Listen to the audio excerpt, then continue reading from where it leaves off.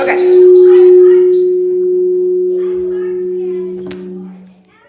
All right.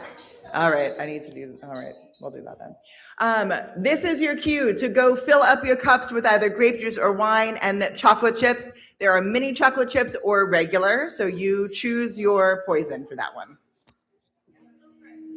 Okay, never mind.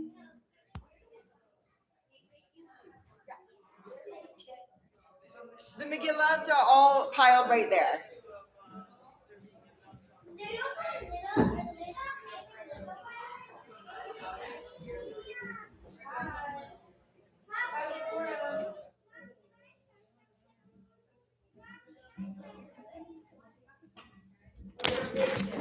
I'm now just testing. Okay, great.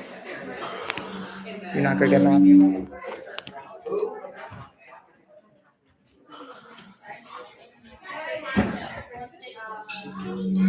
Do you know how to? I want to use this here so that I can put it on the kids now. Yeah. I don't know how to get it.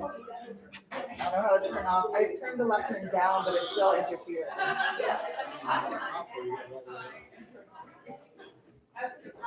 What about now?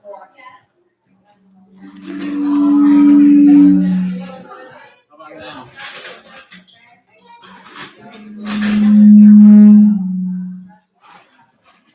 I'm not sure where that's coming from. All right. I mean, I can use the regular ones. No.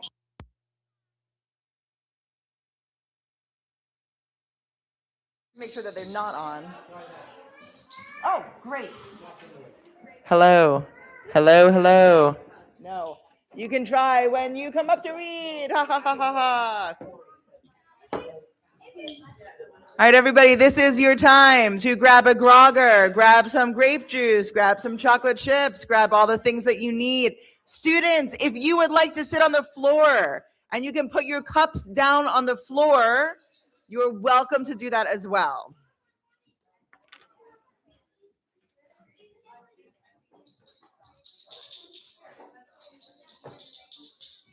You know, I had better put a keep on because I don't think I'm going to keep this hat on the whole time.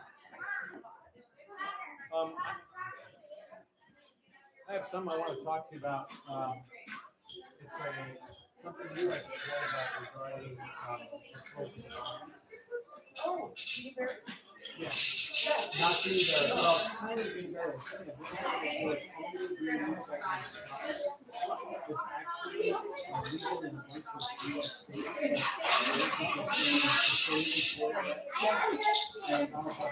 I saw an article about something new in that book. Yeah.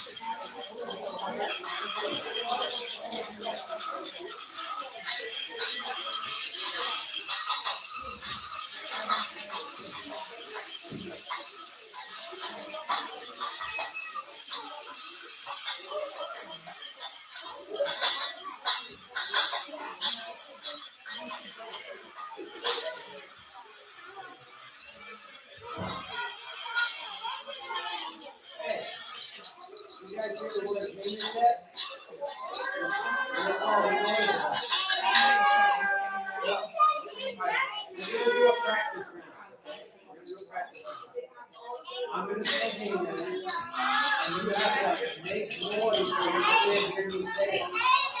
Okay, you ready? That's it? That's all you got? You can't do any better than that? I haven't said it yet. Are you ready? One more time. Ready? Where do we get noise makers? Oh, over there. You ready? Hey. Oh, really good. I'm not getting it done. All right, good job, everybody.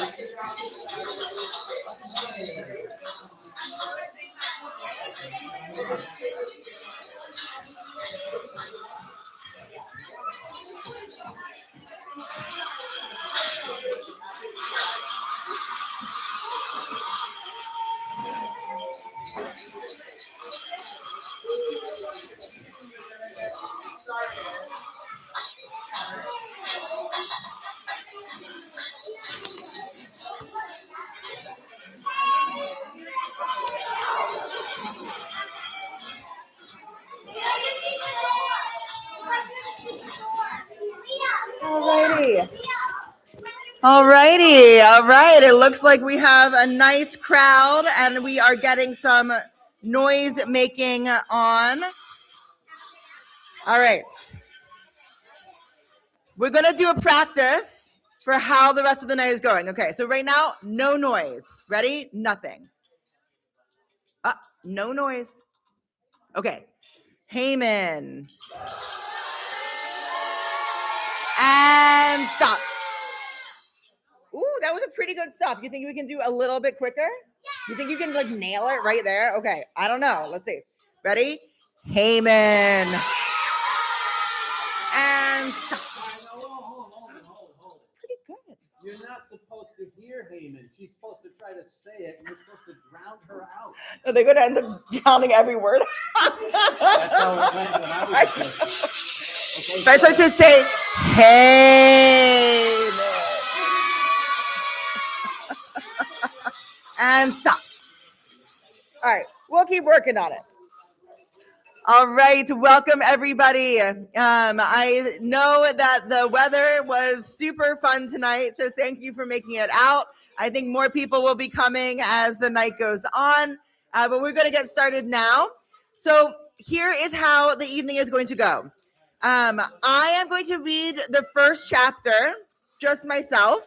We're going to do a costume parade, and then chapters 2, 3, 4, and 5 are going to be an invitation for the whole community to come up and read. Does that sound like a good plan, everybody? So I will do the first one and then the last couple, but everybody who wants to read, you'll get up, you'll get into line, and we'll go through that. All right. So all the important people are the children. You guys have all of your situations. You guys are good. Got chocolate chips. You got. Okay. I will lose the staring contest, I'm pretty sure. Okay, don't look at me like that. It's freaking me out. All righty. We can open up, in case you didn't notice them, the Megillot are right over here. You can grab one if you want to read along.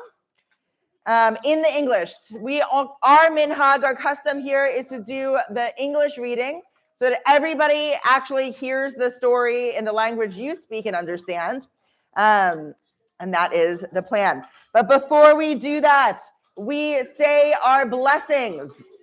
So this is not a Torah. This is a Megillah, actually. A Megillah is a scroll, all right? And it is different. It's different than the other scrolls. So this is the scroll of, this is the Megillah Esther, the scroll of Esther, and I could open it and then it would be Hebrew, but then it takes me a long time to rewrap it, so I'm going to just leave it here. So we say the blessing for reading Esther. So Mikra Megillah. Mikra Megillah is the final part of that blessing. Baruch atah Adonai Eloheinu melech haolam asher kidshanu b'mitzvotav v'tzivanu mikra Megillat Esther. I'm gonna be perfectly. All right, and there is another blessing. This is a blessing that we sing at one other holiday. I'm going to, if anybody can tell me the holiday we say this in after we say the blessing, you'll get an extra lollipop. I haven't said the blessing yet. All right, you might recognize it from the sound. Baruch atah Adonai Eloheinu melech haolam she'asa nisim lavoteinu bayamim hahem ba'azman hazeh. Who can raise your hand? Who can tell me when we say that, Ruby? Not quite Passover, right? Hanukkah, exactly correct. Because in both Hanukkah and in the Purim story, there is a miracle that has happened in a certain place that isn't right here. But we commemorate it as a community each year. And we are so amazed that miracles in our world can actually happen, especially in the Megillah, which doesn't have a particular character at all. Raise your hand if you can tell me who you might expect to be in this book, but is not in this book at all. Max? Ruby? No, they do show up. We say their names. They definitely show up in this story. There's someone who shows up in like pretty much the whole Torah. God, that is correct. Megillat Esther is the only book in our canon that does not have the name of God in it. We don't mention God. So this is a miracle that is completely human. The Midrash comes in to throw a little God stuff in there. But the book itself does not have Adonai or Elohim in it. This is a fully human reality situation. I will also say before we begin, I will also say that before we begin, people ask me sometimes, is this a historical reality? Did this really happen? And all I can say is there is no documentation of the events of Purim the way that we would expect it to be. And indeed, some people think that this was the original Purim spiel, because if you read this story, you realize it's insane. So it is possible that this was an embellishment of something that happened. It's possible that it was a folk tale that was handed down. It's possible that it was a spiel to like bring our joyousness up in difficult times. So however you understand the story, the most important thing is that this is a story that teaches us really important values. This is a story that tells us there are multiple ways we can be Jewish living outside of the land of Israel. Because there's a Mordechai way. He is very loud, right? He refuses to bow down. And then there's an Esther way, who is much more nervous and unsure of how she wants to present. But when the time comes, she finds it in herself to stand up and say, actually, this is who I am. There's never a right or wrong way to figure out where you belong in the world. And I really appreciate this story because I think it opens up the discussion for how do we exist? What do we feel comfortable with in certain areas, in certain parts of our lives? That is a lifelong conversation we'll continue with always. Now, without further notice, or whatever. Oh, yeah. You can shut off your phones. Although theoretically the noise is going to come over here. But yes, take a moment to put your phones on vibrate or however you're comfortable. I can't shut my phone off. That's too scary. All right, so I'm going to read chapter 1. We will do our parade, and then everybody is on deck for reading the next few chapters. It happened in the days of Achashverosh that Achashverosh, who reigned over 127 provinces from India to Nubia, in those days, when King Achashverosh occupied the royal throne in the fortress Shushan, in the 3rd year of his reign, he gave a banquet for all the officials and courtiers, the administration of Persia and Media, the nobles and the governors of the provinces in his service. For no fewer than 180 days, he displayed the vast riches of his kingdom and the splendid glory of his majesty. At the end of this period, the king gave a banquet for 7 days in the court of the king's palace garden for all the people who lived in the fortress of Shushan, high and low alike. There were hangings of white cotton and blue wool, caught up by cords of fine linen and purple wool to silver rods and alabaster columns. And there were couches of gold and silver on a pavement of marble, alabaster, mother of pearl, and mosaics. Royal wine was served in abundance, as befits a king, in golden beakers, beakers of varied design. And the rule for the drinking was no restrictions, for the king had given orders to every palace steward to comply with each man's wishes. In addition, Queen Vashti gave a banquet for the women in the royal palace of King Ahasuerus. On the 7th day, when the king was merry with wine, he ordered Mehuman, Bizita, Harbona, Bigta, Abgatha, Zethar, and Carcas, the 7 eunuchs in attendance on King Ahasuerus, to bring Queen Vashti before the king, wearing a royal diadem, to display her beauty to the people and the officials, for she was a beautiful woman. Adults, you can explain that to your children later. But Queen Vashti refused to come at the king's command conveyed by the eunuchs.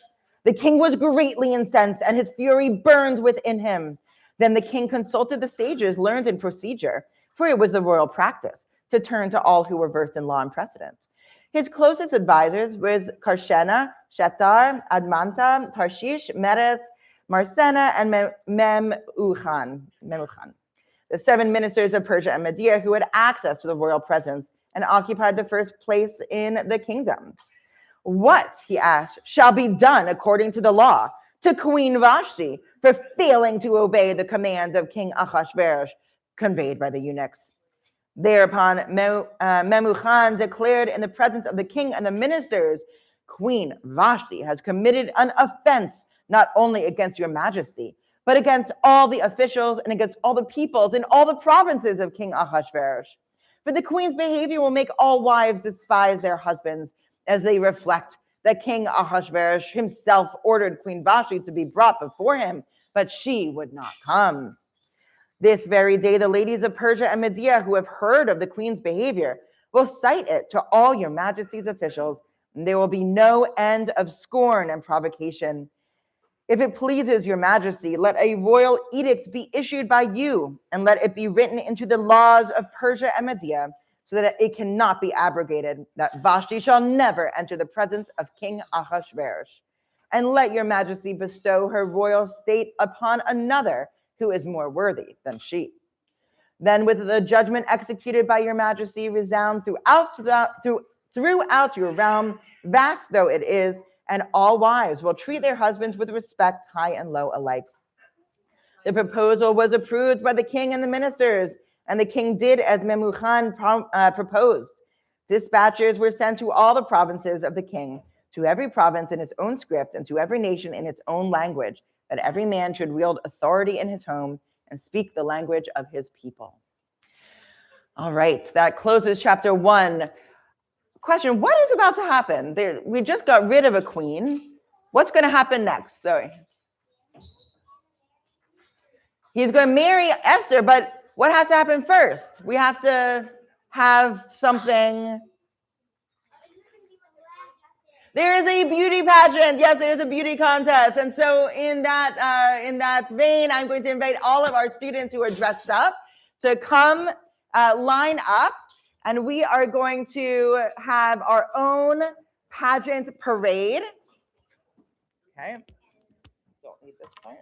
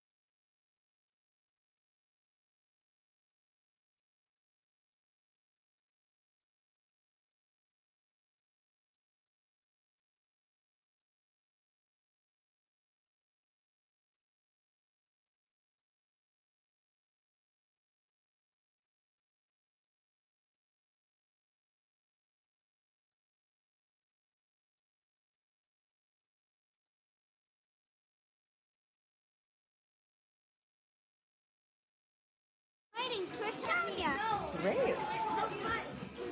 All right, whoa. There's plenty of room, okay?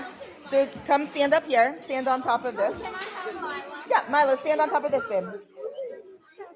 Okay? Now we're going to start over here. All right, and I'm going to give this to you. Okay, I'm going to hold it. No, I'm going to hold it. It's a mic. All right, ready?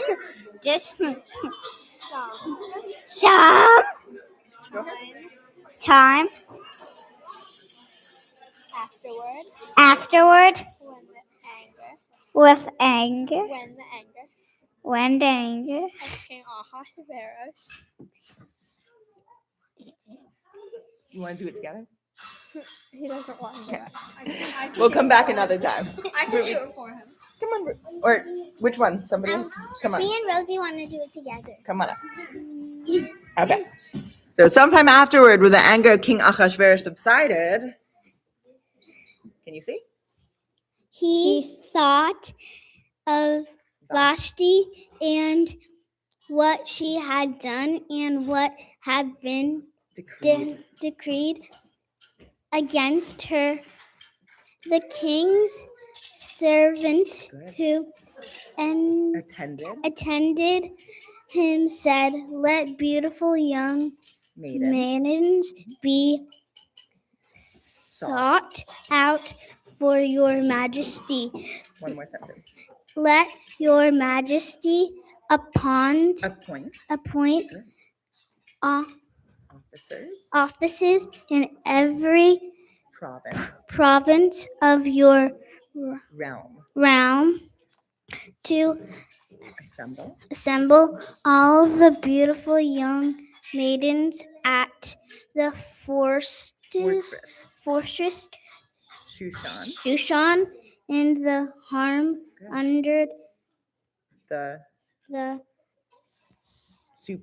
supervision of Hegi, the king's eunuch, guardian of the woman. Good. Let's pause there. Very nice job. Very nice.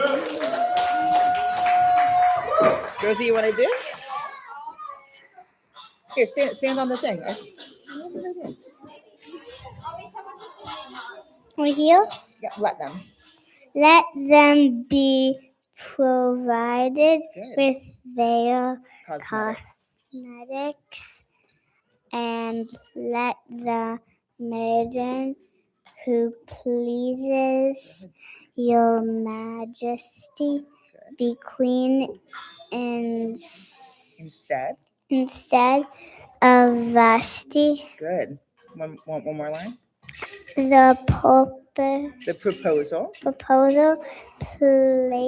Please the king, and he acted upon it. Good. Very nice.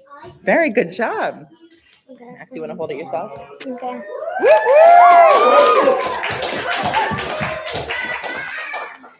In the fortress Shushan lived a Jew by the name of Mordecai.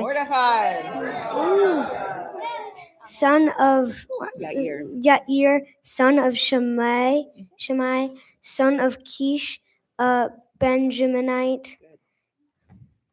Kish had been exiled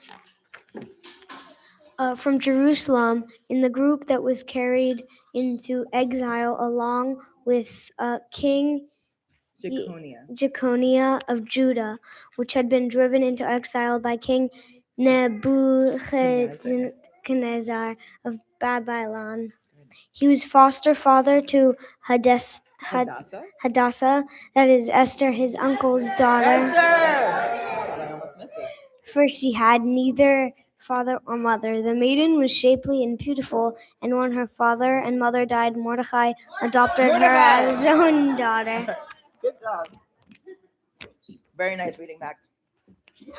Okay.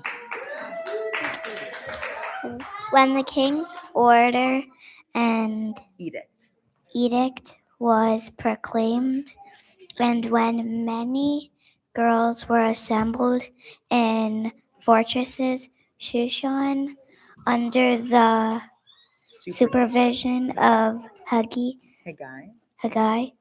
Esther. too was taken into the king's palace under the supervision of Hagi, guardian of the woman. Good. Do you want one more? The girl Pleased him. pleased him and won his favor, and He hastened to furnish furnish her with her cosmetics. and return Her rations. her rations, Like food. as well as with the 7 maids who were her due from king's palace. And he treated her and her maids with special kindness in the harem. Good job. Very nice. I don't need the stool. Wait, where are we? We're right here. Esther did not. Esther did not reveal her people. Esther! Oh my God. I'm a year out of practice. I'm really bad at it. Yeah. Esther did not reveal her people or her kindred, for Mordecai had told her not to reveal it. Every single day, Mordecai would walk about in front of the court of Harem to learn how Esther was faring and what was happening to her. When each girl's turn came to go to King Ahasuerus at the end of the 12 months treatment prescribed for women, for that was the periods spent on beautifying them, 6 months with oil of myrrh and 6 months with perfumes and women's cosmetics. And it was after that the girl would go to the king. Whatever she asked for would be given her to take with her from harem to the king's palace. Good. She would go in the evening and leave in the morning for a second harem in charge of Shagaz, the king's Eunuch. the guardian of the Concubines. She would not go again to the king unless the king wanted her, when she would be summoned by name. Okay, that's a good. Very nice. You want to come step up here? Ready? 15. When the turn came for Esther, daughter of Abigail. Abigail, Good. the eunuch, The uncle. the uncle of Mordecai, who had adopted Good. her as his own daughter to go to the king. She did not ask for anything but what Haggai, Good. the king's eunuch, guardian of the woman, advised. Good. Yet Esther won the admiration of all who saw her. Esther was taken to King Ahasuerus. Yeah, that sounds good. in his royal palace in the 10th month, which is the month of Tebet, in the 7th year of his reign. Good job. Very nice job. Thank you. Come on. Okay, where are we? Okay. You want to hold it? Sure. Close to your mouth, too. The king loved Esther Esther. more than all the other women, and she won his grace and favor more than all the other virgins. So he set a royal diadem on her head and made her queen instead of Vashti.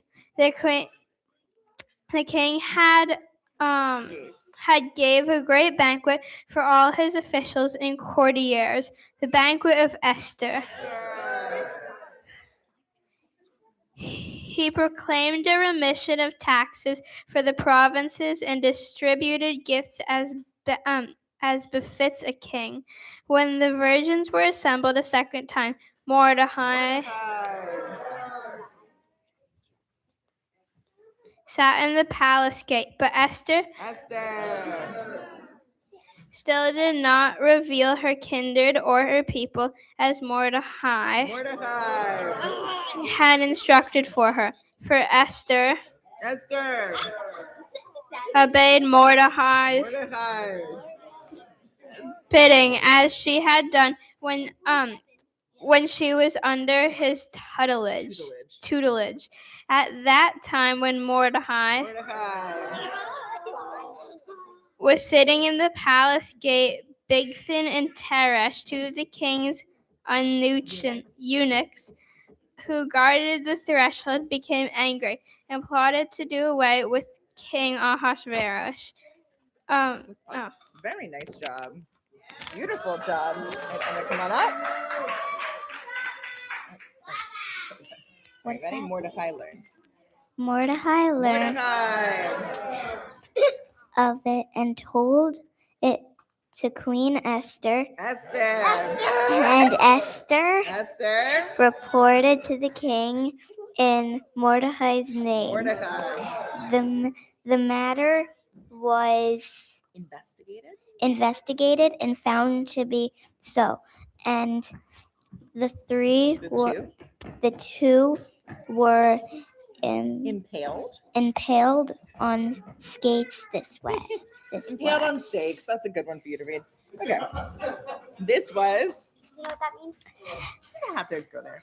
Record in the book of Annals and at the insistence of the king. Very nice job. Well, all right. Chapter 3. Sometime Afterward, King Ahasuerus promoted Haman and cut. soon of Where are we?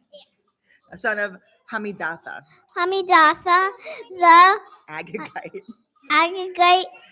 He advanced him and seated him higher than any of his fellow officials. All the king's courtiers in the palace gate knelt the bold and bowed low to Haman. And scene. You're getting better every time. Good. For such was the king's order. Good. Where are you? Here. Good. Concerning him, but Mordecai would not kneel or bow low. Good. One more. Then the king's courtiers who were in the palace gate said to Mordecai, why do you disobey the king's order? Good. When they spoke to him day after day, and he would not listen to them, they told Haman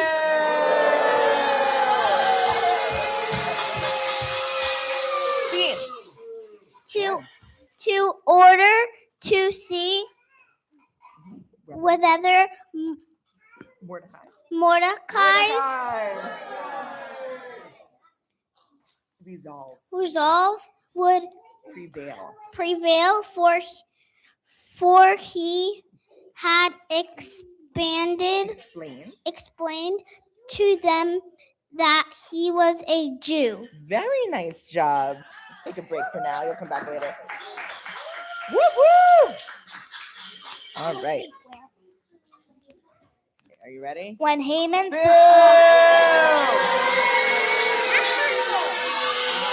See. saw that Mordecai would not kneel or bow low to Mordecai. him, Haman was filled Boo! You have to give him a minute.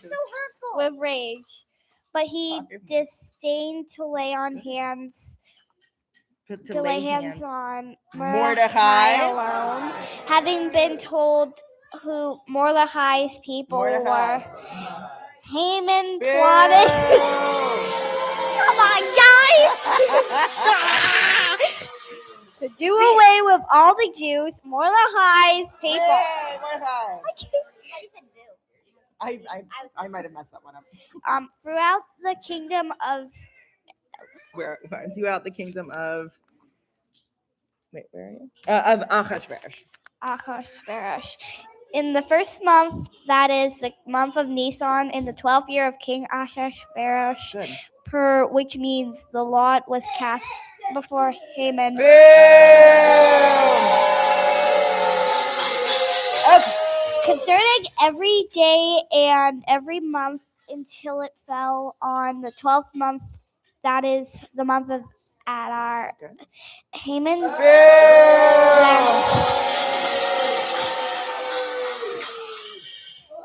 then said to King Ahasuerus, there is a certain people scattered and dispersed among the other peoples in the provinces of your realm, whose laws are different from those of any other people, and who do not obey the king's laws.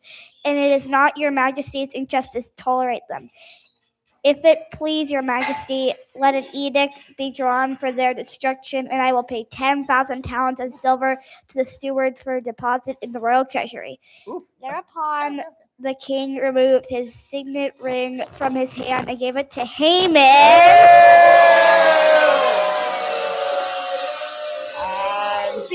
son of Hammedatha the Agagite, the foe of the Jews. And the king said, the money and the people are yours to do with as you see fit. On the 13th day of the first month, the king's scribes were summoned, and a decree was issued. As Haman directed to the king's satraps. Where are you? That one. Satraps. Satraps. To the governors of every province, and to the officials of every people, to every province in its own script, and to every people in its own language. Good. Pause there. Very nice job. Beautiful job. Oh, you go. Does that actually work? Good. Come on. Ready?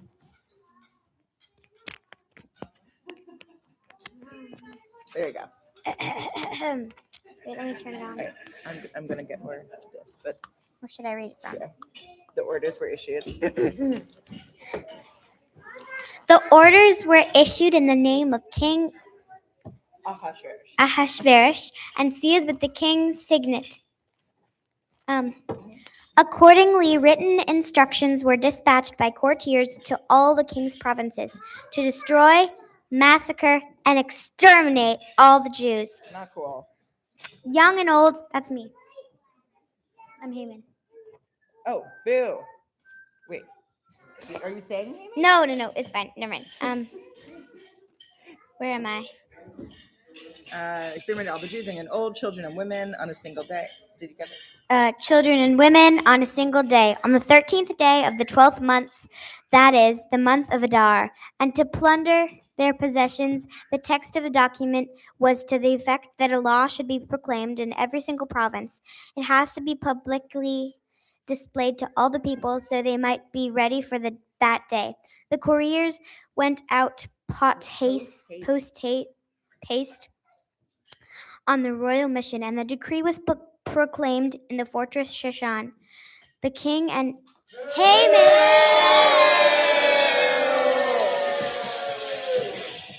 sat down to feast, but the city of Shushan was dumbfounded. Very nice. All right. I'll take this back. Thank you very much, Haman, Rapper Haman. All right, chapter 4. Keep it here. When Mordecai Mordecai! Good job. learned all that had happened, Mordecai tore his clothes and put on Sackcloth. sackcloth Mhm. and Ashes. ashes. Mhm. He went through the city, crying out loudly and Bitterly. bitterly until he came in front of a palace gate, for one could not enter the palace gate wearing sackcloth. Also in every province that the king's command and decree reached, there was great mourning among the Jews, with fasting, weeping, and wailing, and everybody lay in sackcloth and ashes. Very nice. Very good job. You want one more? Or one more. Okay. When Esther maidens and eunuchs came and informed her, the queen was Greatly agitated. She sent clothing for Mordecai to wear, so that he might take off his sackcloth, but he refused. Good. Pause there. Very nice job, Ruby. Good. You can go back. Amelia. He refused. Thereupon Esther Esther summoned Hattach, one of the eunuchs, whom the king had appointed to serve her, and sent him to Mordecai to learn the why and wherefore of it all. Hattach went out to Mordecai in the city square in front of the palace gate, and Mordecai told him after all that had happened to him, and all about the money that Haman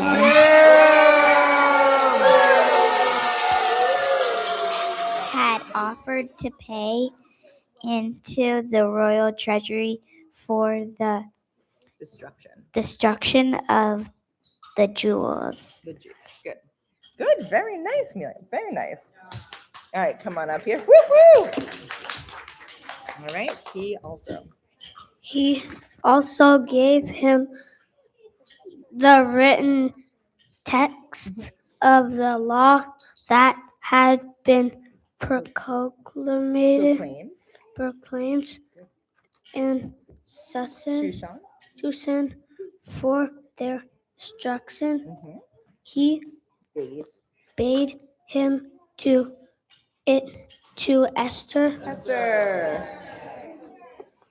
and inform her and charge her to go to the king and to appeal to him and plead with him for her people.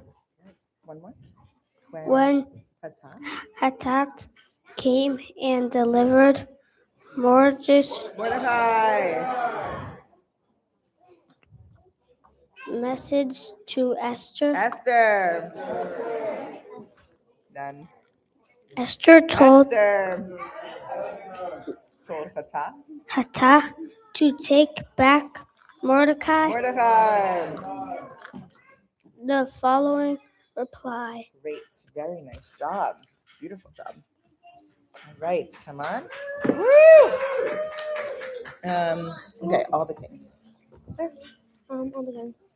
All the king's courtiers and the people of the king's provinces know that if any person, man or woman, enters the king's presence in the inner court without having been summoned, there is but one law for him, that he be put to death.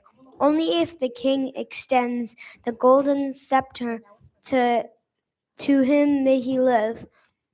Now I have not been summoned to visit the king for the last 30 days. When Mordecai told Esther, Oh my God. That's your Esther? Creepers. Sorry. had said Mordecai had this message delivered to Esther. Esther.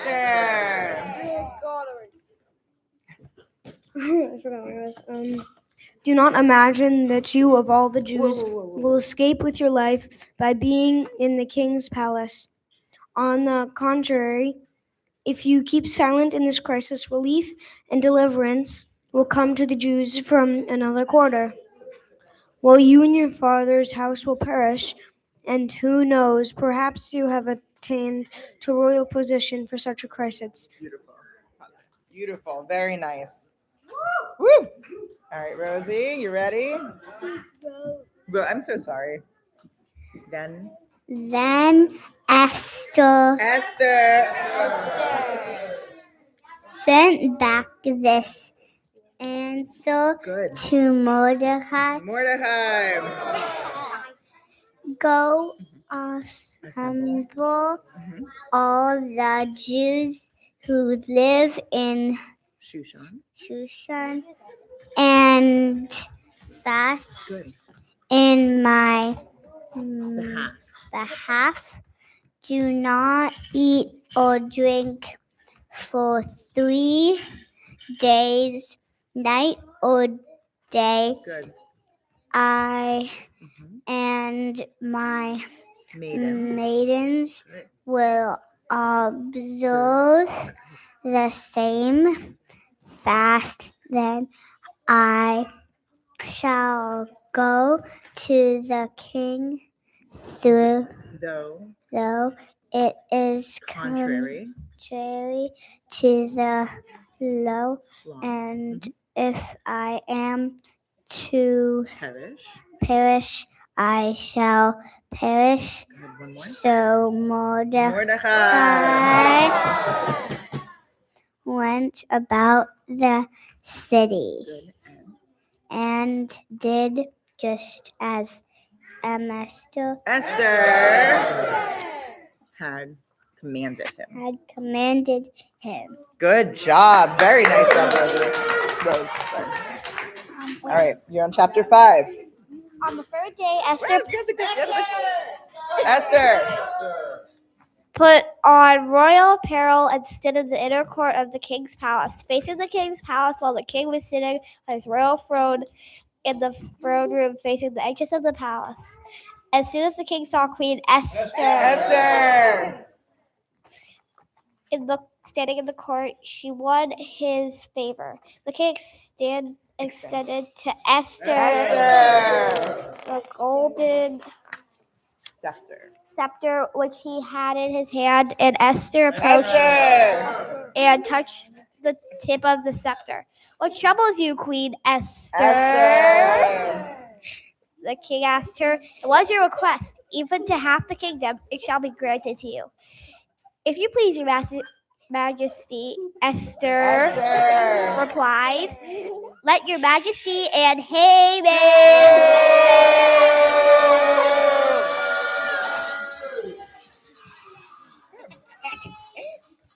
come today to the feast."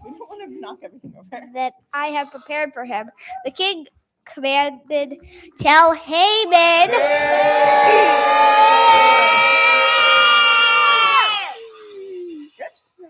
Tell him to. Wait. I don't know. So, yeah. To hurry and do Esther's Esther. bidding. So the king and Haman came to the feast that Esther had prepared. At the wine feast, the king asked Esther, "What is your wish? It shall be granted you. And what is your request? Even the half the kingdom, it shall be fulfilled." Good job. Very nice. Woo! All right. My wish. My wish, replied Esther. Esther. My request. If your majesty will do me the favor, if it please your majesty to grant my wish, you And accede my request. and accede my request. Let your majesty and Haman come to the feast which I will prepare for them. And tomorrow I will do your majesty's bidding. Good. Yeah. That day Haman went out happy and lighthearted. But when Haman saw Mordecai in the palace gate, Yeah. Did you see where you are? yeah.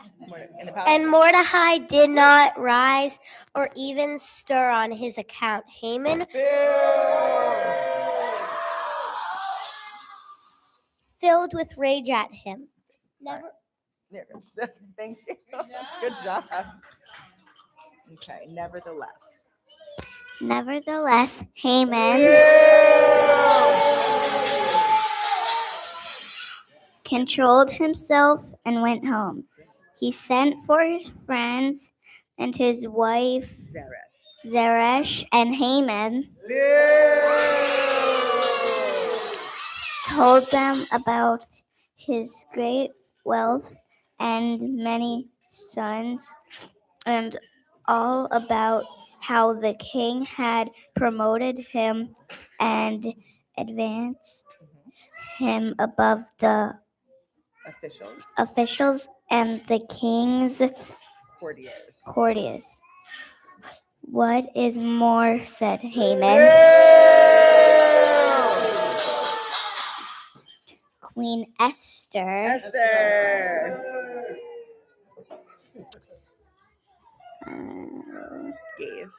gave a feast, and besides the king, she did not have anyone but me. And tomorrow, too, I'm invited by her along with the king. Good job. Very nice job. All right, Ruby, you're gonna finish us out, okay, for this chapter. Yet all this means nothing to me every time I see that Jew Mordecai sitting in the palace gate. Then his wife Zeresh and all his friends said to him, "Let a stake be put up 50 cubits high, and in the morning ask the king to have Mordecai impaled on it. Then you can go gaily with the king to the feast." The proposal pleased Haman,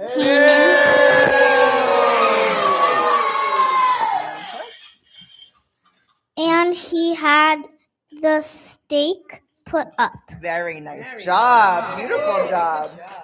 All right, I'm going to take a seat for Okay, now the grown-ups are taking over. I'll be there when you need me. Okay.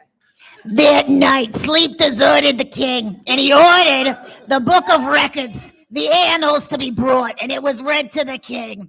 There it was found written that Mordecai had denounced Bigthana and Teresh, two of the king's eunuchs who guarded the threshold, who had plotted to do away with King Ahasuerus.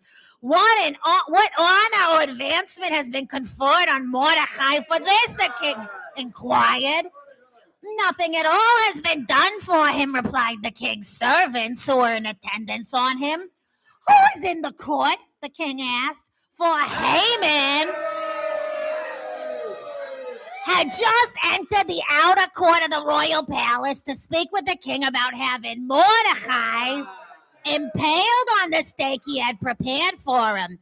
It is Haman. Standing in the court, the king's servants answered him. Let him enter, said the king. Haman entered, and the king asked him, what shall be done for a man whom the king desires to honor? Haman said to himself, whom would the king like to desire to honor more than me? So Haman said to the king, for the man whom the king desires to honor, let royal garb which the king has worn be brought, and a horse on which the king is ridden, and on whose head a royal diadem has been set, and let the attire and the horse be put in charge of one of the king's noble courtiers, and let the man whom the king desires to honor be attired and paraded on the horse of the city square while they proclaim before him, this is what is done for the man whom the king desires to honor. Quick, then, the king said to Haman, get the garb and the horse, have you said, and let's go to Mordecai, the Jew who sits at the king's gate. Omit nothing of what you have proposed. So Haman took the garb and the horse and arrayed Mordecai and paraded him through the city square, and he proclaimed before him, this is what to be done for the man whom the king desires to honor. When Mordecai returned to the king's gate, while Haman returned home, his head covered in mourning. There, Haman told his wife Zeresh and all his friends everything that had befallen him. His advisors and his wife Zeresh said to him, if Mordecai, before whom you have begun to fall, is of Jewish stock, you will not overcome him. You will fall before him to your ruin. While they were still speaking with him, the king's eunuchs arrived and hurriedly brought Haman to the banquet which Esther had prepared.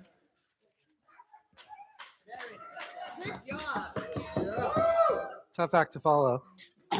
So the king and Haman came to feast with Queen Esther. On the second day, the king again asked Esther at the wine feast, what is your wish, Queen Esther? It shall be granted you. And what is your request? Even to half the kingdom it shall be fulfilled. Queen Esther replied, if your majesty will do me the favor, and if it pleases your majesty, let my life be granted me as my wish, and my people as my request. For we have been sold, my people and I, to be destroyed, massacred, and exterminated. Had we only been sold as bondmen and bondwomen, I would have kept silent, for the adversary is not worthy of the king's trouble. Thereupon King Ahasuerus demanded of Queen Esther, who is he and where is he who dared to do this? The adversary and enemy replied, Esther, is this evil Haman? And Haman cringed in terror before the king and the queen. The king in his fury left the wine feast for the palace garden, while Haman remained to plead with Queen Esther for his life, for he saw that the king had resolved to destroy him. When the king returned from the palace garden to the banquet room, Haman was lying prostrate on the couch on which Esther reclined. Does this mean, cried the king, cried the king, to ravish the queen in my own palace? No sooner did these words leave the king's lips than Haman's face was covered.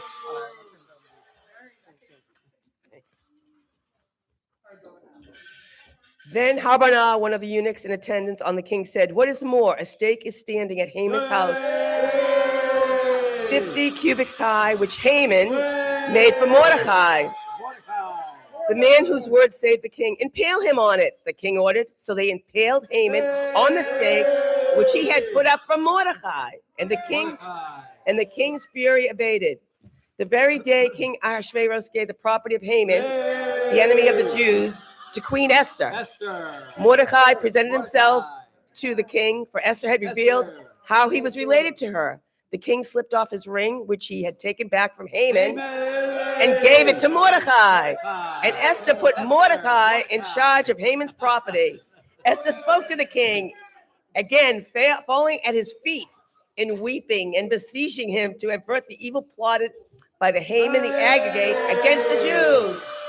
The king extended the golden scepter to Esther, and Esther arose and stood before the king.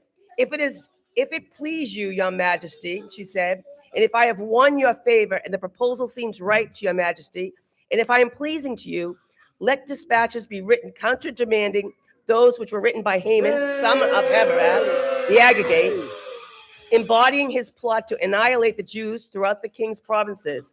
For how can I bear to see the disaster which will befall my people? And how can I bear to see the destruction of my kindred? Then the king Ahasuerus said to Queen Esther and Mordecai the Jew, I have given Haman's property to Esther, and he has been impaled on a stake for scheming against the Jews.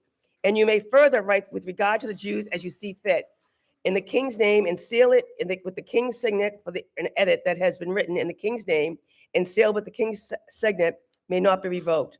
So the king's scribes were summoned at that time on the 23rd day of the third month, that is written in the month of Sivan, and letters were written at Mordecai's dictation to the Jews and to the satraps and the governors and the officials of the 127 provinces from India to Nubia, to every province in its own script, and to every people in its own language, and to the Jews in their own script and language.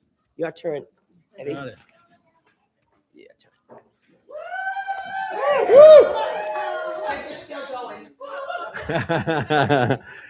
He had them written in the name of King Ahasuerus and sealed with the king's signet. Letters were dispatched by mounted couriers riding steeds used in the king's service, bred of the royal stud, to this effect: the king has permitted the Jews of every city to assemble and fight for their lives. If any people or province attacks them, they may destroy, massacre, and exterminate its armed force together with women and children and plunder their possessions. On a single day in all the provinces of King Ahasuerus, namely on the 13th day of the 12th month, that is the month of Adar, the text of the document was to be issued as a law in every single province. It was to be publicly displayed to all the peoples, so that the Jews should be ready for that day to avenge themselves on their enemies. The couriers, mounted on royal steeds, went out in urgent haste at the king's command, and the decree was proclaimed in the fortress Shushan. Mordecai left the king's presence. We'll try that again. Mordecai, that's as good as it's going to get.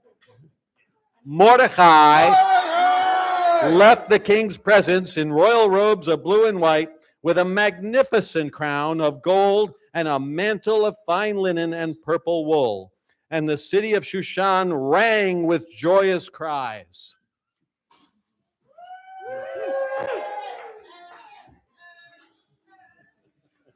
The Jews enjoyed light and gladness, happiness and honor, and in every province and in every city, when the king's command and decree arrived, there was gladness and joy among the Jews, a feast and a holiday. And many of the people of the land professed to be Jews, for the fear of the Jews had fallen upon them. Ironic.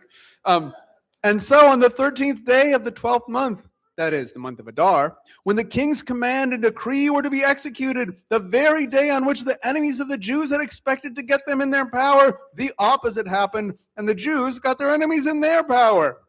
Throughout the provinces of King Ahasuerus, the Jews mustered in their cities to attack those who sought their hurt, and no one could withstand them, for the fear of them had fallen upon all peoples. Indeed, all the officials of the provinces, the satraps, the governors, and the king's stewards showed deference to the Jews because the fear of Mordecai had fallen upon them.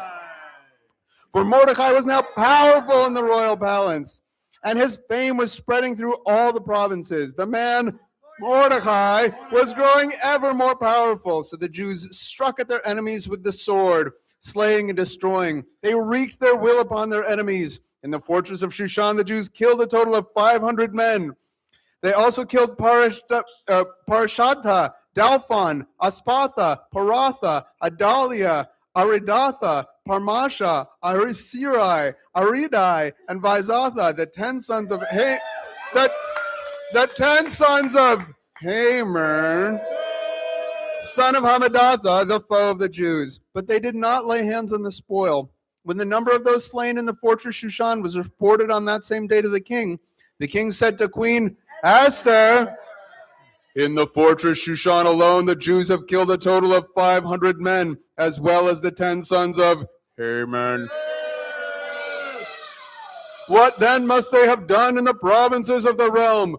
What is your wish now? It shall be granted you. And what else is your request? It shall be fulfilled. If it please your majesty, Esther replied, let the Jews in Shushan be permitted to act tomorrow also as they did today, and let Haman's 10 sons be impaled on the stake. The king ordered that this should be done, and the decree was proclaimed in Shushan.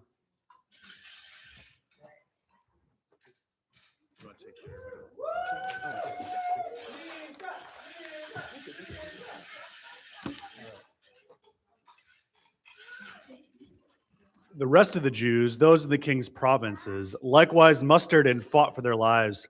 They disposed of their enemies, killing 75,000 of their foes, but they did not lay hands on the spoil.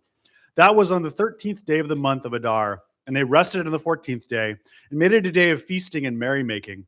But the Jews in Shushan mustered on both the 13th and the 14th day, and so rested on the 15th, and made it a day of feasting and merrymaking. That is why village Jews who live in unwalled towns observe the 14th day of the month of Adar and make it a day of merrymaking and feasting, and as a holiday and an occasion for sending gifts to one another.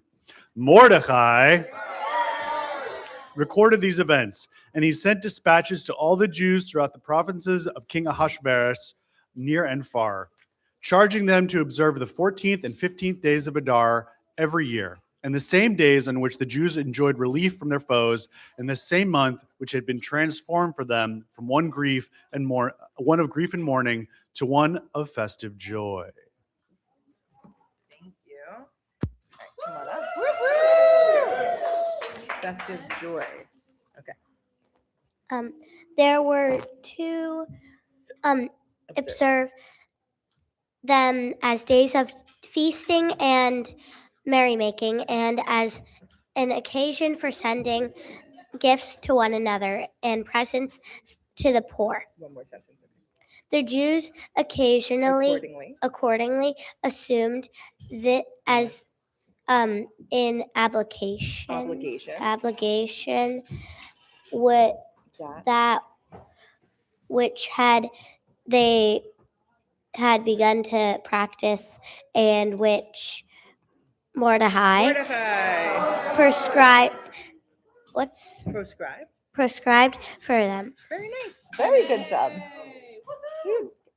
And yeah, why don't you read until consequently? Okay. For Haman, son of the Hamadatha, the Agitite, the foe of all the Jews, had plotted to destroy the Jews and had cast Purim, that is the lot, with intent to crush and exterminate them. But when Esther came before the king, he commanded, with the promulgation of this decree, let the evil plot which he devised against the Jews recoil on his own head. So they impaled him and his sons on the stake. And for that reason, these days were named Purim, after Pur. In view, then, all of the instructions in the said letter, and of what they had experienced in that matter and what had befallen them, the Jews undertook and irrevocably obligated themselves and their descendants and all who might join them to observe these 2 days in the manner prescribed and at the proper time each year. Beautiful. Thank you. We didn't get a lot of Haman. Consequently, that These. where are we? Consequently, These days are recalled and observed in every generation, by every family, every province, and every city. And these days of Purim shall never cease among the Jews, and the memory of them shall never perish along their descendants. That's good. Okay, we're gonna do short ones so everybody can get them. Very nice. Ready? Then Queen Esther, Esther, you got it. daughter of Abigail, wrote a second letter of Purim for the purpose of confirming with full authority the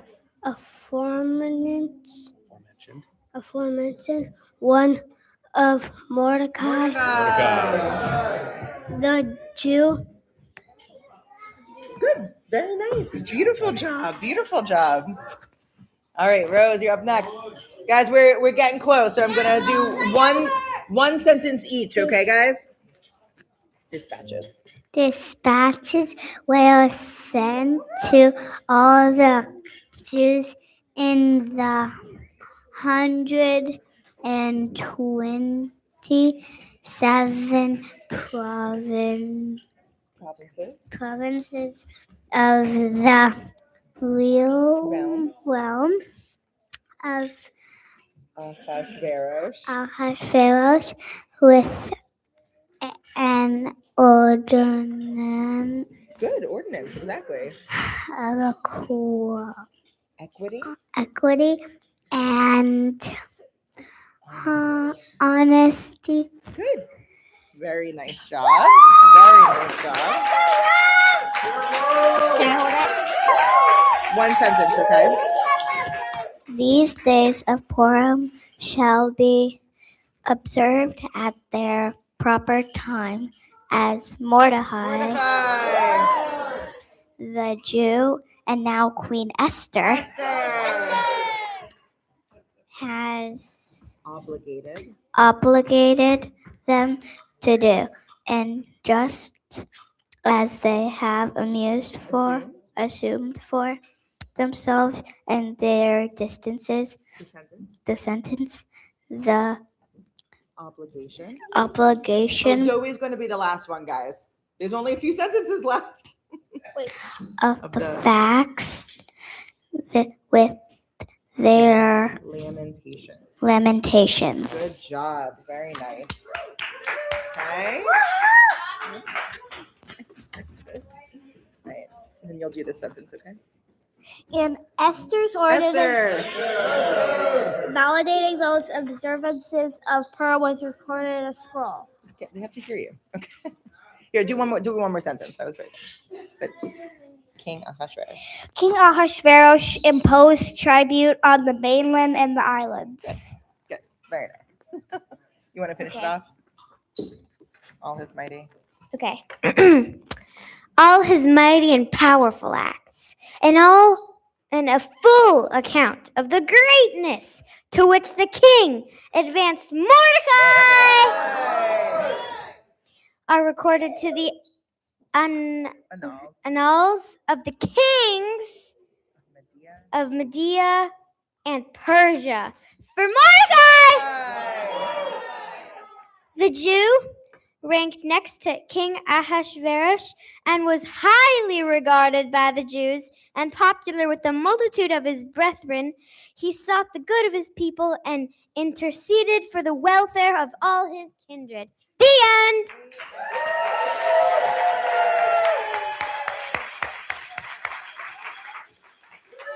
Beautiful job, everybody. Mazel tov.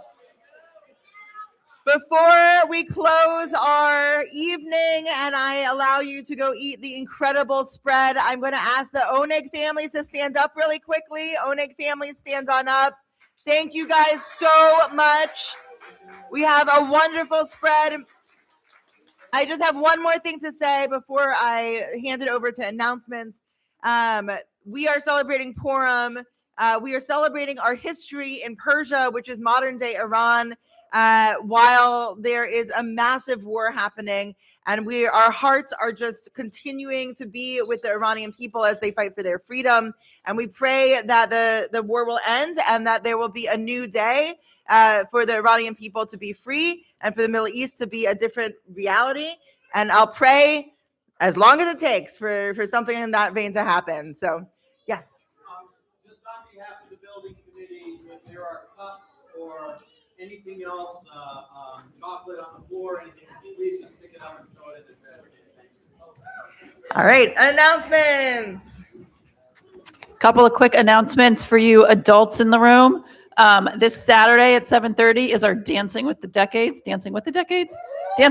Decades party. If you haven't been to one of our dance parties, they're super fun.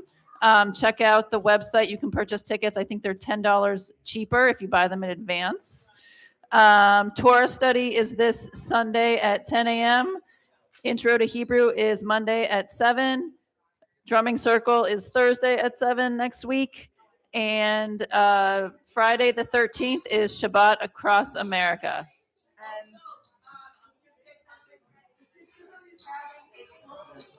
Sisterhood is having a clothing swap on Sunday, March 15th, here. I will say every time I've complimented a female in this building, the thing came from the clothing swap. So, or designer circus. Those are the two options. So come on the 15th. Additionally, on the 14th, for Havdalah, the 14th at 4:30, we are doing our first session of singing through these times. Please come. We're going to have Hannah is going to song lead for us. I'm going to say that drums are welcome, but only one guitar for today. We're going to be singing songs that we are going to use in ICE protest, but also general songs, just a time for us to come together and just be together singing in crazy, crazy times. So come to that. And then tomorrow night, if you are interested in more of my opinions on the war happening, we are going to have a conversation tomorrow at 6 o'clock to kind of go over the incredibly varied realities that this war is playing onto. And I think that's a lot happening. Check your emails. All right. Let's go say a bracha and then we will eat. Chag Sameach, everybody.